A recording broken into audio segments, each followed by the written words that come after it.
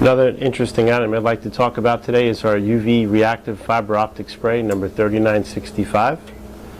This is a multicolored fiber optic strand.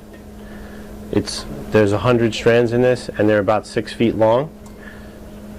You have a color wheel disc inside, which actually changes the colors. You can lock the color wheel to a set color, or you can actually remove the color wheel and just use with some white spectrum lights to change up the effect on this.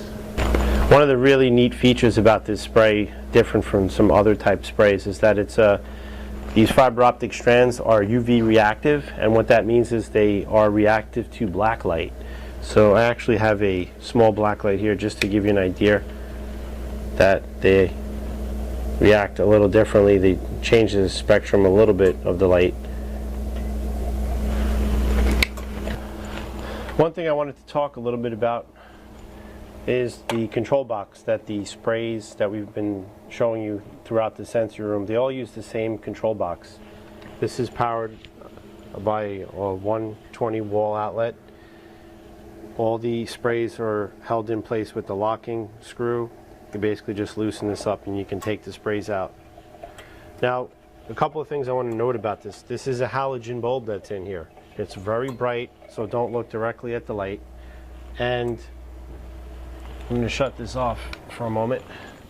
Inside here is where you can change the bulb out if you need to, and I can't caution you enough, this bulb gets very hot.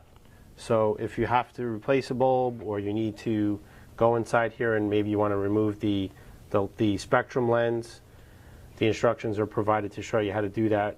But do not touch this bulb. Let it cool down for about 10 minutes. It gets very hot and you can burn yourself.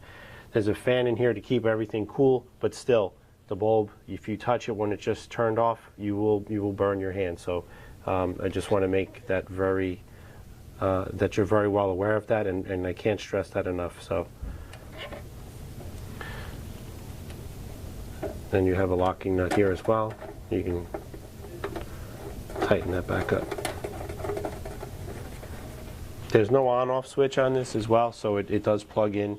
I recommend putting it on a power strip, so you can turn that on and off pretty easily without having to unplug it all the time.